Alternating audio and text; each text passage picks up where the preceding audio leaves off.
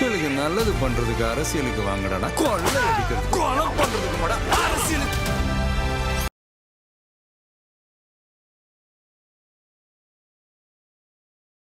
உங்க வீட்டுக்கு யாரு முகத்தை மூடிக்கிட்டு வந்தா, ஏமா உனக்கு தெரியாதா, இப்ப எது உன்னைய கேட்டாரா அவரு? பக்கத்துலதான் உட்கார்ந்துருக்காரு. அதான் பக்கத்துல தானே உட்கார்ந்துருக்கீங்க, என்ன அவர்கிட்ட எதுக்கும் அதெல்லாம் கலரிக்கிட்டு இருக்க? நானே இப்பதான் என்னை எழுப்பினோன்னே எல்லாம் சமரசமாகி இப்ப போய் அங்க போய் ஜாயின் பண்ணலான்னு வெயிட் பண்ணிக்கிட்டு இருக்கேன். இப்ப போய் முகத்தை மூடிட்டு யாரு? அவரு ஒரு போடு போட்டாரு பாருங்க. அவரு போட்டார், பயங்கரமா போட்டாரு. எல்லாத்தையும் காப்பாத்துற நம்ம முதலமைச்சர் என்னைய மட்டும் காப்பாத்த மாட்டாரா, என்னையும் காப்பாத்துவாரு அப்படின்னாரு. காப்பாத்திருவீல? ஆடு காணாம போச்சா, காணாம போன மாதிரி கனவு இல்லையா ஐயா, ஆடு காணாமவே போலையா அப்படின்னு வந்து முடிவு சொன்னார் இல்லையா. பாத்தீங்களா எங்கள் தலைவரை உதயநிதி அவர்களை பாருங்க, எவ்வளவு அழகா வந்து ஸ்மார்ட் டெக்னாலஜி யூஸ் பண்ணிட்டு இருக்காரு. ஐபேட்லாம் யூஸ் பண்றாரு. நான் கூட பரவாயில்ல, ஆமா விஜயர்கள் பேப்பரை வச்சு படிக்கிறாரு, பரவாயில்ல. இன்னைக்கு பார்த்தா பக்கமா எடுத்துட்டு வந்திருக்காங்க எழுதி கொடுத்தது எல்லாத்தையும். எருமை முதல்ல கொஞ்ச நாள் ஆகட்டும், எருமை அதுக்குள்ள ஃபயர் விடக்கூடாது. இன்னும் முதல் 3 நாள் தான் ஆயிருக்குது, அதுக்குள்ளாரே ஃபயர் விட்டா ஐயோ பாத்தீங்கன்னா சின்னவர் கலக்கிட்டாரு, முறிச்சிட்டாரு, உடைச்சிட்டாரு, கெத்து காட்டிட்டாரு, கலைஞரின் பேரன்னு நிரூபிச்சிட்டாரு. ஸ்டாலின் அப்படியே கண்ணு முன்னாடி கொண்டு வந்து நிறுத்திட்டாரு. ஸ்டாலினை கண்ணு முன்னாடி கொண்டு நிறுத்த கூடாது ராஜா, முடிஞ்சிரும். ஆல்ரெடி முடிஞ்சு போய் தான் அங்க கிடக்குது. ஸ்டாலினால கண் முன்னாடி கொண்டு வந்து உதயநிதி நிறுத்தவே கூடாது. உங்களுக்கு இல்ல அவர் அப்படியே பார்த்த மாதிரி இருந்துதான் அப்படின்னா முடிய போகுதுன்னு அர்த்தம். இது இந்த எந்திரிக்க மாட்டீங்க, பாத்துக்குங்க. அசராகா இருக்கு மாட்னியா கரூர்ல, இப்ப பார் பனையூர்ல இருந்து அப்படியே தரன்னு இழுத்துட்டு வருவார் விஜய. அப்படியே சங்கிலிய கட்டி 2 கால்லையும் கட்டி இழுத்துட்டு வருவார் தான். உளவுத்துறை அமைச்சரா போடுங்க அவரை. சரி, உளவுத்துறை எஸ்பி போட்டுடுங்க அவரை. புரியல எனக்கு எதிராக ஒருத்தனை போட்டவனையே நானே வந்து அவங்கள வந்து பணி நியமனம் பண்ணி வைக்கிறேன் அப்படின்னா நேர்மை கிரேட்ல. ரெட்ரோலக்ஸ் குடும்பங்களுக்கு வணக்கம். இன்றைய கார்த்திக் விஷன் நிகழ்ச்சியில் தமிழகத்தில் நடக்கும் அரசியல் நிகழ்வுகளை பற்றி பேசலாம். வணக்கம் கார்த்திக். வணக்கம் ஜோ. ரெட்ரோலக்ஸை தொடர்ந்து சப்ஸ்கிரைப் பண்றவங்களுக்கு மிக்க நன்றி. பண்ணாதவங்க சப்ஸ்கிரைப் பண்ணிட்டு தொடர்ந்து வீடியோக்களை பாருங்க, லைக் பண்ணுங்க, ஷேர் பண்ணுங்க, கமெண்ட் பண்ணுங்க. எஸ், நேற்றுக்கு அந்த வீடியோவில் நிறைய பேர் வந்து இந்த தப்பான உதாரணமா இருந்துடாதீங்க. நீங்க இது நம்ம ஜூஸ் குடிச்சதுக்கு அது கட்டஞ்சாயா இல்லைங்க, பெப்சிங்க. நீங்க இல்ல அதுவுமே குடிக்க வேணான்ட்டாங்க. நம்ம மக்கள் வந்து ரொம்ப அன்பா இருக்காங்க. பெப்சியுமே வேண்டாமா? ஆமா, ஏன்னா நீங்க டீ குடிக்கும்போது கூட அந்த பேப்பர் கப்ல குடிக்காதீங்க, கிளாஸ்ல குடிங்க அப்படின்னு சொன்னவங்க. அதனால அதுக்கு மேல தான் இது வச்சோம், கிளாஸ் வச்சோம். அந்த வெளிநாட்டு பானங்களை நீங்க தவிர்க்கலாம் அப்படின்னு இருக்காங்க. அடுத்த தடவை இளநீ தான் வாங்கி வைக்கணும். அது 80 ரூபா விற்கிது. 80 ரூபாய்க்கு தான் அவ்வளவு வசதி. மனசாச்சு, அது 80 ரூபா இது என்னைக்கு வாங்கி குடிக்கிறது? அதை இல்லை, இனி மழைக்காலம் வரும்போது இறங்கிடும். மழைக்காலம் வாங்கி அதை குடிச்சு ஜலதோஷம் பிடிச்சி ஏதாவது ஆகணும் உங்களுக்கு. அதானே குடிக்கல விட்டுருக்கல. அடுத்த தடவை அந்த இதே வெறும் தண்ணி தான். ஆமா, பார்ட் 2 மட்டும் அட்ஜஸ்ட் பண்ணிக்கோங்க. நாளைக்கு வரும். ஆமா, நாளைக்கு வரும். அட்ஜஸ்ட் பண்ணிக்கோங்க சார், அட்ஜஸ்ட் பண்ணிக்கோங்க. இன்று காலையில் ஃப்ளோர் டெஸ்ட்டு நடந்திருக்கு. என்ன நடக்க போகுது ஆல்ரெடி தெரிஞ்சது தான். அதிமுகலேருந்து ஒரு 20க்கு மேலே பேர் வந்து தாவேக்காக்கு சப்போர்ட் பண்ணுவாங்கன்னு தெரிஞ்சது தான். ஃபுல் லைவ் இன்னைக்கு வந்து நடந்திருக்கு, எல்லாரும் பார்த்தாங்க. நானும் அந்த ஃபுல் லைவை பார்த்தேன். நல்லா இருந்துச்சுல. ஒரு மாதிரி நீங்கள் ஒரு படம் சொல்லுவீங்க, என்ன படம்? அது சிஐடி சங்கரா. அது என்னது சொல்லுங்க. கடைசியா தான் இவர் பேர். ஆமா ஆமா, படத்துல கடைசியில தான் தெரியும் சிஐடின்னு. ஆனா படம் பேரு சிஐடி சங்கர். அதுதான் இன்னைக்கு என்ன நடக்க போகுதுன்னு நாடு எதிர்பார்த்தது. ஆனா என்ன நடக்க போகுதுன்னு எல்லாருக்கும் தெரியும். ஆனா இருந்தாலும் என்ன நடக்க போகுது அப்படின்றத பேட்டி கூட கொடுக்காம இருந்தா கூட நம்ம ஒரு பதட்டமா இருந்திருக்கலாம். பேட்டியும் கொடுத்தா ஆமா நாங்க தாவேக்காக தான் கொடுப்போம்னு பேட்டிலாம். அவரை வெறுப்பேற்றணும்ல, அவரை வெறுப்பேற்றுறதுக்கு இதுல மாதிரி ஏதாவது பண்ணிட்டு போனாதான் வெறுப்பேற்ற முடியும். அதனால ஒரே பாவம் பதறி போய் கிடக்குறாரு. எதிர்ப்பு தெரிவிக்கணும், எந்திரிக்கணும்னு. எதிர்ப்பு யாரு தெரிவிக்கிறது? ஆமா, நம்ம தானே எந்திரிக்கணும்னு எடப்பாடி அவர்கள் வந்து பதறி போய் எந்திரிச்சாரு. நல்லா இருந்துச்சு. இது மாதிரி இருந்துச்சுன்னா இனி வந்து, அதாவது காலையில நான் பாத்துட்டு இருந்தப்ப சொன்னேன் எங்க வீட்டுல, சீரியல் எல்லாம் பாக்குறது விட்டாச்சு பாத்தீங்கன்னா. ஏன்னா அது நடக்கும்போது ஒரு 11 மணி ஆயிடுச்சு. ஏதோ பாத்துட்டு இருந்தாங்க, பாட்டு கேட்பாங்க, ஏதாவது சீரியல் ஓடும், இல்லைன்னா வேற ஏதாவது ஓடிக்கிட்டு இருக்கும், இல்ல ஆஃப் பண்ணிடுவாங்க. ஆனா இன்னைக்கு நான் காலையில நியூஸ் வச்சதுல இருந்து இதுதான் ஓடிக்கிட்டு இருக்கு. எல்லாரும் பாக்குறாங்க. விஜய் என்ன சொல்றாரு, உதயநிதி என்ன சொல்றாரு, எடப்பாடி பழனிசாமி என்ன சொல்றாரு, பிரேமலதா என்ன சொல்றாங்க அப்படின்னு எல்லாருமே வந்து பாக்குறாங்க. கொடுமை என்ன தெரியுமா? தியேட்டருக்குலாம் எவனும் போறது கிடையாது. யாரும் படத்துக்கு போறது இல்ல, படத்துக்கு போறதை ஸ்டாப் பண்ணிட்டாங்க. சீரியல் பாக்குறதுலாம் கொஞ்சம் இது மாதிரி இதாகி போச்சு. சீரியல் பாக்குறவங்களாம் அது இந்த ஈவினிங்ன்றதுனால கொஞ்சம் மிஸ் ஆயிடுது போல. ஐபிஎல்லாம் எவனும் பெருசா பாக்குறது இல்ல போல. இதுதான் பெரும்பாலும் தான் ஓடிட்டு இருக்கு. முக்கியமா சினிமா. அது என்ன பெரிய சினிமா, இங்க எவ்வளவு பெரிய சினிமா நடந்துகிட்டு இருக்கு. அதுல ஒரு சின்ன எனக்கு ஒரு கருத்து மட்டும் இருக்குது. ஏன்னா எல்லாரும் அதான் பார்த்துட்டு இருந்தோம் நேற்றுக்கு நம்ம ஒரு இப்ராஹிம் அவர் கூட பேசும்போது கூட சொன்னோம். எல்லாருமே இப்போ இங்கே வந்துட்டோம், அடுத்தது எலெக்ஷன் வந்து 29 தான் அப்படின்றாங்க. எல்லாரும் ஒட்டு மொத்தமாக இப்போ ஃபோக்கஸ் எல்லாமே இதுலேயே தான் வச்சுருக்காங்க. அரசியல் என்ன நடக்குது, அரசியல் என்ன நடக்குதுன்னு இதை பார்க்கறது மட்டுமே வேலையாக வச்சுருக்காங்க. கொஞ்சம் அந்த டீனேஜ் பசங்க அவங்க எல்லாமே இதில் நிறையா அதிகமாக டைம் ஸ்பெண்ட் பண்ணாமல் அவங்களோட வேலைகளையோ படிப்புலையோ வந்து டைம் ஸ்பெண்ட் பண்ணால் பூங்கத்து நல்லா இருக்கும். இங்கேதான் இங்கே இருக்கா, அப்புறமா எடுத்துங்க அதையா எடுத்துங்க. சரி, ஓகே. இல்லை என்னோட இது அரசாங்கம் அது கண்டிப்பா நடக்கும். வேற ஏதாவது பெரிய பிரச்சனை எல்லாம் வந்துச்சுன்னா கண்டிப்பா அங்கங்கேயோ போயிட்டு இருந்தவனை பிடிச்சி இழுத்துட்டு வந்து வாட அரசியலை பாடுறான்னு சொன்னா இதை பார்க்காத கிளம்பி எங்கேயாவது சொல்லி தெரிஞ்சுக்கோங்க. மெஜாரிட்டி டைம் அந்த சோஷியல் மீடியாலயோ லைவ்லயோ கொஞ்ச நாள் அப்படிதாங்க இருக்கும். இப்பதானே வர ஆரம்பிச்சிருக்காங்க. இப்ப வரவங்களே நீ வராத வேற ஏதாவது போய் பாரு, ஐபிஎல் போய் பாருன்னு சொல்ற மாதிரி எல்லாம் பார்க்க சொல்லல.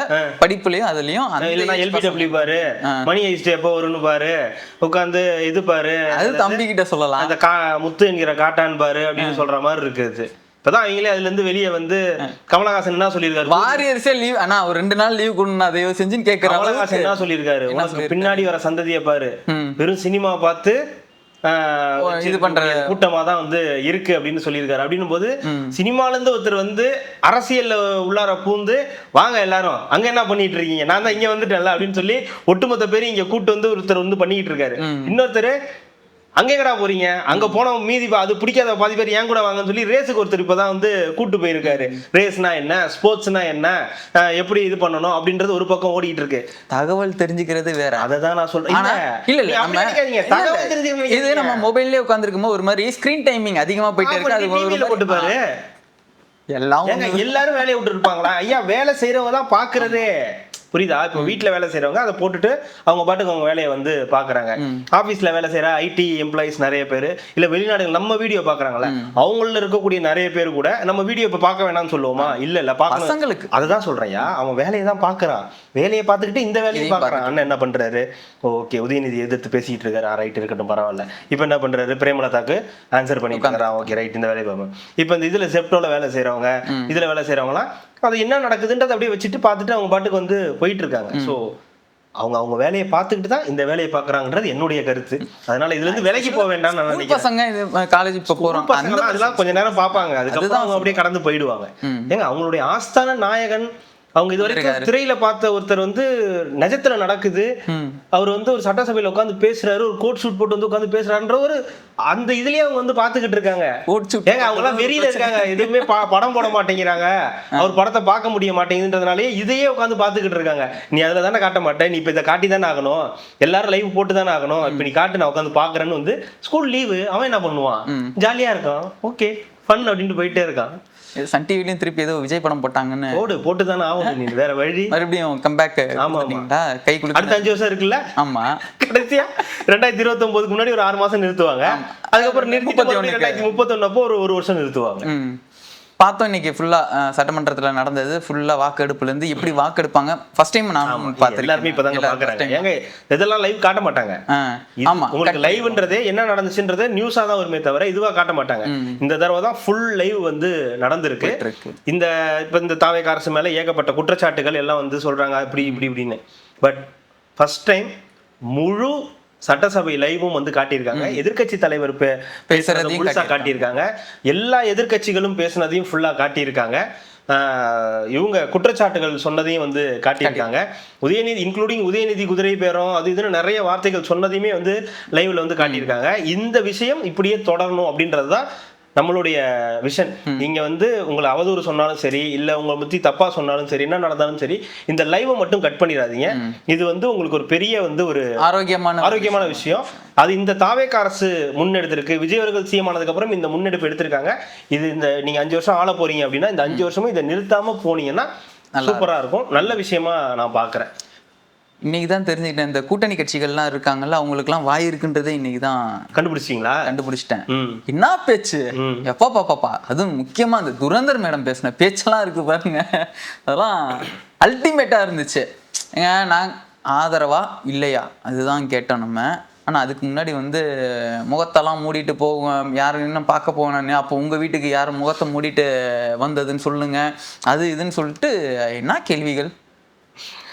நம்ம முதல்ல இருந்தே ஆரம்பிக்கணும் அப்படின்னா, இன்னைக்கு வழக்கம் போல சட்டசபை ஆரம்பிச்சது. ஸோ இன்னைக்கு தான் ஃப்ளோர் டெஸ்ட். ஃப்ளோர் டெஸ்ட்ல இன்னைக்கு டிவிக்கே வின் பண்ணுமா எப்படி இருக்குன்றது தான் கேள்வி. அதுலேயே வந்து திருப்பத்தூர் எம்எல்ஏ வந்து ஓட்டு போடக்கூடாதுன்னு சொல்லிட்டாங்க. சபாநாயகராக இருக்கிறவர் ஓட்டு போட முடியாது. ஸோ மற்ற கூட்டணி கட்சிகள்லாம் வந்து பேசினாங்க. சட்டசபை ஆரம்பிக்கும் போதே வந்து முதல் உறுப்பினர் எந்திரிச்சு பேசும்போதே வந்து எடப்பாடி பழனிசாமி இதெல்லாம் தப்புங்க, இதெல்லாம் மரபுலையே கிடையாதுங்க, நீங்க உட்காருங்க, மரபுலலாம் இருக்கு, முன்னாடி வந்து அவங்க பண்ணல அப்படின்றதுக்காக இது வந்து தப்புன்னு ஆயிடாது, பண்ணாம விட்டது அவங்களுடைய தவறு, நாங்க பண்றோம் அப்படின்னு சொல்லி சபாநாயகர் வந்து ஆஃப் பண்ணி உட்கார வச்சாரு. அப்புறம் அவருக்கு பழைய கடுப்புலாம் இருக்கும்ல, அப்பப்போ லைட்டா காட்டிக்கிறது தான், சரி உட்காருங்க அப்படின்னு உட்கார வச்சாரு.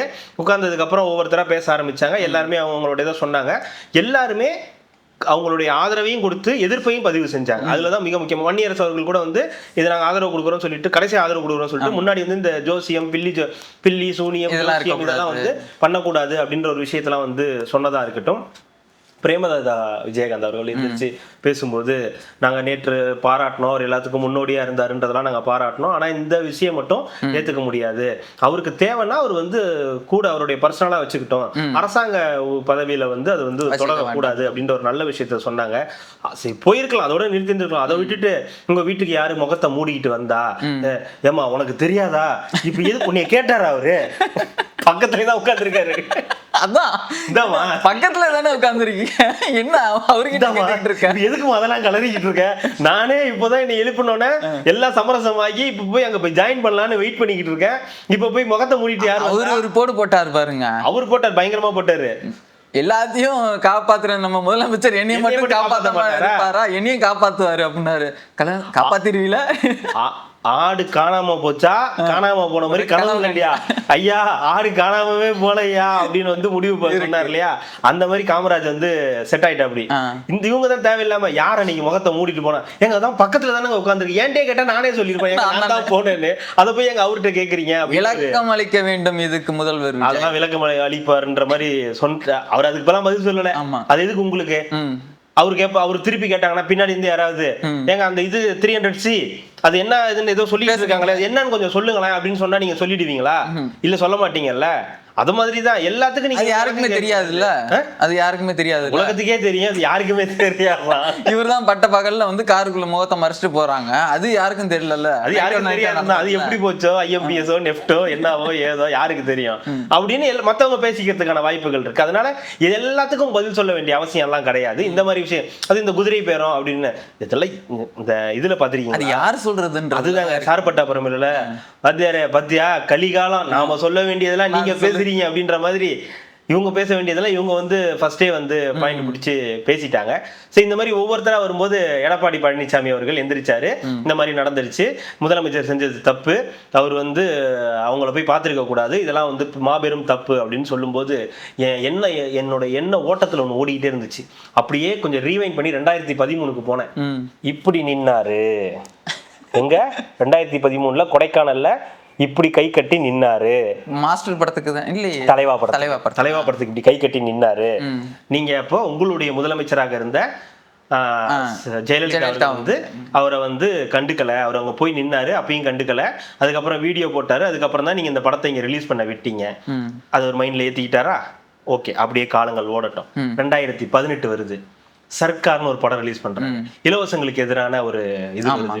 உடனே அன்னைக்கு ஆட்சியில இருந்த எடப்பாடி பழனிசாமி அவர்கள் எல்லா ஏரியால இருக்கிற தியேட்டர்கள்ல பேனர்கள்லாம் கிழிக்கிறது, விஜய் போஸ்டர்கள்லாம் வந்து கிழிக்கிறது, யார் முருகதாச போலீஸை விட்டு தேட விடுறது அப்படின்ற சில விஷயங்கள்லாம் பண்ணாங்க. அப்பவே ஒரு சின்ன பதிலடி கொடுத்தாரு. அன்னைக்கு ஒரு கேக் வெட்டினாங்க, அந்த கேக்ல வந்து மிக்சி கிரைண்டரு ஃபேனு இதெல்லாம் செட் பண்ணி அது மாதிரி வந்து ஒரு கேக் வெட்டினாங்க. ஓகே, அதையும் நம்ம வந்து மைண்ட்ல எடுத்துப்போம். 2021 வருது, மாஸ்டர் படத்துக்கு ஆக்குபென்சி 50% தான் கொடுத்துருந்தாங்க, அது ஒரு 75 100 ஆக்கணும்னு சொல்லி வந்து இவர் வந்து கேட்டிருந்தாரு, அதுக்காக வந்து போயிருந்தாரு. அதை வந்து இப்போ அதை வந்து அப்போ எதுவும் சொல்லலை. ஆனா இப்போ ரீசெண்ட் டைம்ல அந்த இப்போ ஒரு தேர்தலில் இது பண்ணிட்டு இருந்தார்ல, அப்போ வந்து மாஸ்டர் படத்தை பொழுது எங்களை வந்து எங்கள் காலடியில் விழுந்தார் விஜய் அப்படின்னு வந்து ட்வீட்லாம் ஐடிவிங்ல இருந்து போட்டிருந்தாங்க. 3 முத்தான விஷயங்கள் வந்து இருந்துச்சு. இப்ப தெரியுதா ஏன் எடப்பாடி பழனிசாமி அவர் வந்து அவாய்ட் பண்றாருன்னு உங்களுக்கு அப்படின்னு பார்த்தா காவலனுக்கு திமுக வந்து அதுதான் வரேன் இல்ல அதுதான் அது வந்து அப்ப முடிஞ்சிருச்சு. ஆனா அதையும் மைண்ட்ல ஏத்துக்கிட்டாருல, ஓ இதெல்லாம் நீங்க பண்றீங்களா அப்படின்னு. இப்போ அப்படியே காலம் மாறுது. விஜய் சொல்ற மாதிரி தான் வாழ்க்கை ஒரு வட்டம். நீங்க 2013ல அவரை உங்க வீட்டு வாசல்ல வந்து நிக்க வச்சீங்க. இன்னைக்கு 2026ல உங்க கூட இருக்கிற 25 பேரு அவங்க போறாங்க. நாங்க அவரு தான் முதலமைச்சர், நாங்க ஏத்துக்கிட்டோம், நாங்க அவருக்கு ஆதரவு கொடுக்க போறோம் அப்படின்னு போறாங்க. அப்படின்றது எனக்கு திடீர்னு அந்த டைம்ல வந்து ஞாபகம் வந்துச்சு. எனக்கு எங்க அம்மாவுக்கும் இந்த வாக்குவாதம் கூட வந்துச்சு. நாங்க அதை பத்தி பேசிக்கிட்டோம். ஒரு கட்சியவே இப்படி அழிச்சிட்டீங்கல்ல, ஒரு கட்சி இப்படி அழிச்சிட்டார்ல அப்படின்னு என் தாயார் கேட்டாங்க. நான் சொன்னேன், இது 2013ல யோசிச்சிருக்கணும், இப்போ யோசிச்சு பிரயோஜனம் கிடையாது அப்படின்னு நான் வந்து ஜாலியா பேசிக்கிட்டு இருந்தோம். அப்படி பார்க்கும்போது இன்னைக்கு எடப்பாடி பழனிசாமி அவர்களுடைய சத்தம் வந்து அதிகமா இருந்துச்சு. அப்புறம் உதயநிதி ஸ்டாலின் அவர் தான் மாஸ்டர், அவருக்கு வந்து கடைசியா வச்சுப்போம். அதுக்கப்புறம் நடந்த வேலுமணி அவர்களுடைய பேச்சு. வேலுமணி அவர்கள் வந்து என்ன சொன்னாரு, நாங்க ஆதரவு கொடுக்கறோம்னா உடனே எல்லாரும் எந்திரிச்சிட்டாங்க. இதுல காமெடி என்ன, அதிமுக ஆதரவு கொடுக்கணும் இல்ல, அப்ப நம்ம யாருல அப்படின்னு எடப்பாடி அவர் சொல்றாரு. அதிமுக ஆதரவு இல்லன்னு பார்ட் 1 கொடுத்துருச்சுங்க, பார்ட் 2 இவங்க அப்பெல்லாம் சொல்லவே இல்லையே. ஏடிஎம்கே 1 ஏடிஎம்கே 2 அதுக்கு நம்ம சபாநாயகர் 2 டீம் தானே போச்சு, ஒரு டீம் போலயே. அப்ப 2 பேரும் தனித்தனியா கொடுத்திருக்காங்க. இது கொடுத்து நாங்க பேசணும். எங்க நேத்தும் அவர் பேசினாரு வேலுமணி, அதே மாதிரி தான் இன்னைக்கும் பேசுறாரு. பேர் கொடுத்திருக்காரு, பேசுறாரு, எந்திரிச்சு பேசுங்கன்றாரு. அவர் ஆதரவு கொடுத்துட்டாரு. அவர் கொடுத்தது எடப்பாடிக்கு தெரியாதா? தெரியும் இல்ல, அங்க அவர்கிட்ட பேர் கொடுத்தாருன்னு இவருக்கு தெரியாது இல்ல. இந்த மாதிரி பேர் கொடுத்துருக்காங்க, இவங்க வர போறாங்க பேச போறாங்கன்னு அவருக்கு தெரியாது இல்ல. அதனால இப்ப அவர் கொடுத்தாரு, அவர் பேசினாரு, முடிஞ்சு போச்சு. இதுக்கு நடுவுல ஒரு காமெடி நடந்துச்சு. எடப்பாடி பேசிட்டு இருக்கும்போது சில பேர் அமைச்சரவைகளுக்கு ஆசைப்பட்டு இந்த மாதிரி எங்க கட்சியிலேயே வந்து இது பண்ணிருக்காங்க அப்படின்னு விஜயபாஸ்கர் திரும்பி பார்த்து, தலைவா அப்படின்னாரு. சிச்சி உட்காரு, ஏதோ பேசிட்டு போறாரு, ஒரு பாட்டுக்கு ஏதோ பேசிட்டு போவோம் விடு, இதுக்கெல்லாம் போய் ரியாக்ட் பண்ணாரு அப்படின்னு உட்காருனாரு. அப்புறம் விஜயபாஸ்கர் இவரு சிவி சண்முகமே இறங்கி வந்து விஜயபாஸ்கர் பேசினாரு. அப்புறம் அவங்களுக்குள்ளார ஏதோ ஒரு கான்வர்சேஷன் வந்து நடந்துச்சுன்னு வச்சுங்களேன். அதுக்கப்புறம் வேலுமணி எந்திரிச்சு பேசி மொத்தமா வந்து முடிச்சு விட்டார். அப்புறம் எல்லார்ட்டையும் வந்ததுக்கு அப்புறம் தமிழ் சாரி இவர் எல்லாம் பேசி முடிச்சதுக்கு அப்புறம் இன்னொருத்தர் யாரோ ஒருத்தர் கேட்டிருந்தாரு, 3 முஸ்லீம் இருக்காங்க உங்களோட இதுல வந்து, அவங்களுக்கு யாருக்கும் ஒரு அமைச்சர் பதவியை வந்து கொடுக்கவே இல்லை, முஸ்லீம்ஸ்க்கு நீங்க அமைச்சர் பதவியே கொடுக்கல. இது முன்னாடி பாத்தீங்கன்னா காமராஜரோ ஏதோ ஆட்சியில இருக்கும்போது மட்டும் ஒருத்தர் எப்படி இவங்க எல்லாம் எம்எல்ஏ ஆக்குறாங்கன்னு எனக்கு ஒன்றும் புரிய மாட்டேங்குது. எந்த அடிப்படையில் ஆக்குறாங்கன்னு தான் புரிய மாட்டேங்குது. இதுக்கு முன்னாடி அவங்க எல்லாம் கேட்கறது தோணல, அதே கூட்டணி தானே இருந்தாங்க, அப்பெல்லாம் வாய் திறக்க இல்ல. இப்ப மட்டும் ஆட்சி அமைச்சு இன்னைக்கு தான் வந்து ஃப்ளோர் டெஸ்ட் எடுத்து இன்னைக்கு தான் நம்பிக்கை வைக்க எடுத்திருக்கு. அதுக்கு முதல்ல 9 அமைச்சர்கள் தான் போட்டிருக்காங்க. அந்த 9 அமைச்சர்களுக்கு இன்னும் இலாக்காவே ஒதுக்கல, யாருக்கு எந்த இலாக்காவே ஒதுக்கல. இன்னும் அமைச்சரவையில வந்து விரிவுபடுத்துவாங்க. அப்படி விரிவுபடுத்தும் போது அதுல அமைச்சராகிறதுக்கு வாய்ப்புகள் வந்து இருக்கு. அப்படின்ற பட்சத்துல இந்த 9 பேர்ல ஒரு பெண் அமைச்சரும் இருக்காங்க. அப்ப இன்னும் அமைச்சரவை விரிவுபடுத்த வேண்டியிருக்கு. அதுக்கு அப்ப நீங்க கேட்கணுமா ஏன் ஒன்னும் பண்ணலன்னு? இன்னைக்கு 3வது நாளே கேட்பீங்களா? கோரிக்கை வைக்கிறாங்களாம், நீங்க வந்து அந்த மாதிரி பண்ணணும் அப்படின்னு கோரிக்கை வைக்கிறாங்களாம். ஏதோ வச்சுட்டு போங்க. இந்த மாதிரி நடந்துச்சு. கடைசியா தான் வந்தார் உதயநிதி ஸ்டாலின் அப்படின்னு சொல்லி.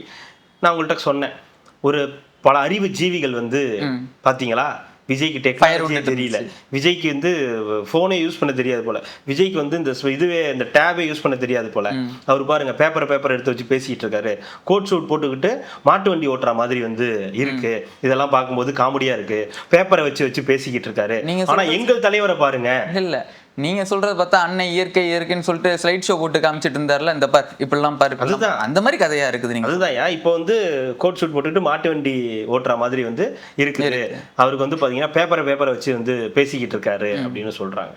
அப்புறம் இந்த சைடு பாத்தீங்களா எங்கள் தலைவரை உதயநிதி அவர்களை பாருங்க, எவ்வளவு அழகா வந்து ஸ்மார்ட் டெக்னாலஜி யூஸ் பண்ணிட்டு இருக்காரு, ஐபேட்லாம் யூஸ் பண்றாங்க. நான் கூட பரவாயில்ல, ஆமா விஜய் அவர்கள் பேப்பரை வச்சு படிக்கிறாரு, பரவாயில்ல. இன்னைக்கு பார்த்தா பக்கமா எடுத்துட்டு வந்திருக்காங்க, எழுதி கொடுத்தது எல்லாத்தையும். எருமை முதல்ல கொஞ்ச நாள் ஆகட்டும், எருமை அதுக்குள்ள ஃபயர் விடக்கூடாது. இன்னும் முதல் 3 நாள் தான் ஆயிருக்குது, அதுக்குள்ளாரே ஃபயர் விட்டா ஐயோ பாத்தீங்களா சின்னவர் கலக்கிட்டாரு, முறிச்சிட்டாரு, உடைச்சிட்டாரு, கெத்து காட்டிட்டாரு, கலைஞரின் பேரன்னு நிரூபிச்சிட்டாரு. ஸ்டாலின் அப்படியே கண்ணு முன்னாடி கொண்டு வந்து நிறுத்திட்டாரு. ஸ்டாலினை கண்ணு முன்னாடி கொண்டு நிறுத்த கூடாது ராஜா, முடிஞ்சிரும். ஆல்ரெடி முடிஞ்சு போய் தான் அங்க கிடக்குது. ஸ்டாலினால கண்ணு முன்னாடி கொண்டு வந்து உதயநிதி நிறுத்தவே கூடாது. உங்களுக்கு இல்ல அவர் அப்படியே பார்த்த மாதிரி இருந்துதான் அப்படின்னா முடிய போகுதுன்னு அர்த்தம். இது இந்த எந்திரிக்க மாட்டீங்க பாத்துக்குங்க. உங்களுக்கு வந்து கலைஞர் கண் முன்னாடி வரணும், ஸ்டாலின் வரக்கூடாது. அதை வந்து மைண்ட்ல வச்சுக்குங்க. அது அப்பதான் நீங்க தேர முடியும். அவரோட வளர்ப்பு இருக்காங்க, அதுதான் சொல்றேன். அப்படி பார்க்கும்போது இந்த மாதிரி சொன்னாலும் பேப்பர் எடுத்து தான் வந்து பேசிட்டு இருந்தார். ஸோ அதுல பேசினதுல சில பாயிண்ட்டுகள்லாம் வந்து பயங்கரமா வந்து பயங்கரமான அப்ளாஸ்ன்னு நான் எதை சொல்றேன்னா, ஒரு நல்ல எதிர்கட்சியா எதிர்கட்சினா இந்த குறைகளை, இந்த ஆட்சியோடைய குறைகளை எடுத்து சொல்ற ஒரு எதிர்கட்சியா வந்து இந்த ஆட்சி இருக்கும், இந்த திமுக இருக்கும்ன்றதுல எனக்கு ஒன்றும் டவுட் கிடையாது. உதயநிதி ஸ்டாலின் அவர்கள் நல்ல ஒரு இதை கொடுக்குறாரு, ஒரு டஃப் கொடுப்பாரு. கண்டிப்பா அவங்களுக்கும் பயங்கரமா காம்படிஷன் இருக்கும் அப்படின்றத நானும் வந்து ஏத்துக்கிறேன். ஆனா அவர் சொன்ன நிறைய பாயிண்ட்ஸ் வந்து இது இந்த ஆட்சி வந்து குதிரை பேரம் பண்ணுது அப்படின்னு, அந்த 64% மக்கள் வேணான்னு சொல்லியிருக்காங்க. அதுதான் இது வந்து குதிரை பேரம் வந்து பண்றாங்க. ரீல்ஸ்லயே வந்து இன்ஸ்டா ரீல்ஸ்லயே பண்ணிட்டு இருக்காங்க. ரியல் லைஃபுக்கு வாங்க, புஷ்பா ஆட்சி மாதிரி நடக்குது. சோஃபா போது சோஃபா பின்னாடியே சிஎம் போறாரு, புஷ்பா மாதிரி ஆட்சி நடத்துறாங்க, புஷ்பாவுடைய காட்சியை கண் முன்னாடி காட்டுறாங்க அப்படின்லாம் வந்து பயங்கரமா. உங்களுக்கு தெரியுதா எப்படி ரூட் எடுத்திருக்காங்கன்னு? ஒரு சோஷியல் மீடியாவுக்கு ஏத்த மாதிரியான வேர்ட்ஸ் யூஸ் பண்றது, கண்டென்ட்டை அந்த மாதிரி தயார் பண்றாங்க. இப்போ உங்களுக்கு வேற மாதிரி மீம்ஸ் போடுற மாதிரி இருக்கும். அதுல கூட உங்களுடைய ஆட்சி வந்து மீம், ஏன்டா இவர்களுக்கு ஓட்டு போட்டோன்னு மீமாக மாறிட்டு இருக்குன்னு வார்த்தைகள்ல சோஷியல் மீடியாவுக்கு எப்படி தேவையோ அந்த மாதிரி வந்து ஹேண்டில் பண்றாங்க. எழுதி கொடுக்குறவங்களும் இதுதான் இனிமே ட்ரெண்டு அப்படின்றத இப்போ விஜய் உணர்த்திட்டாரு. இந்த சோஷியல் மீடியாவோட வீரியம் அதிகமா இருக்குது, நீ சோஷியல் மீடியால தான் இதெல்லாம் பண்ண முடியும்னு சொன்னதுனால இப்போ அவங்களும் வந்து அந்த ட்ரெண்டுக்கு வந்து சோஷியல் மீடியாக்குள்ளார எப்படி போகணும், எதெல்லாம் கட் பண்ணா ரீல்ஸா ஓடும் அப்படின்றத தெரிஞ்சுக்கிட்டு இப்போ அத மாதிரி வந்து புஷ்பா, அதெல்லாம் இப்போ புஷ்பாலாம் உங்களுக்கு ஈஸியா கனெக்ட் ஆகும்ல. அதுல அப்படியே சோஃபா தூக்கிட்டு போற மாதிரி உங்களுக்கு போற மாதிரி பேசுறது, கீழே புஷ்பா படத்தோட சீனோ இல்ல ஏதோ ஒரு இது போட்டோ வைக்கிறாங்கன்னா உங்களுக்கு அது வந்து ட்ரெண்ட். அதுலயே அந்த மாதிரி தானே கொண்டு போவாங்க, அந்த சோஃபா கொண்டு போற மாதிரி உங்களுக்கு அது ட்ரெண்ட் ஆகும்ல. அதுக்கேத்த மாதிரி இப்போ வந்து அவங்களும் வந்து அப்டேட் ஆகி வந்து எழுத ஆரம்பிச்சிட்டாங்க. எழுதுறவங்களாம் அந்த மாதிரி வந்து எழுத ஆரம்பிச்சிட்டாங்க. ஸோ இது வந்து பயங்கரமா தான் இருக்கும்.